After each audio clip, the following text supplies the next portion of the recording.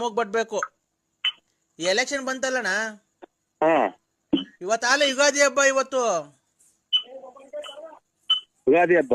ಇವತ್ತಾಲೆ ಯುಗಾದಿ ಹಬ್ಬ ಅಲ್ವಣ್ಣ? ಇಷ್ಟು ಮತ್ತೆ ಅರ್ಧ ಹೊತ್ನಾಗ ಫೋನ್ ಮಾಡಿದ್ರು. ಅರ್ಧ ಹೊತ್ನಾಗ ಫೋನ್ ಮಾಡಿದ್ರ? ಅದೇ ಮರಿ ಕಡಿತಿದ್ದು. ಹಾ ಅದೇ ಗುಡ್ಡೆ ಮಾಂಸ ನಿಮ್ಗೆ ಎಷ್ಟು ಕೆಜಿ ಬೇಕು ಅಂತ ಮಾಡಿದ್ದು.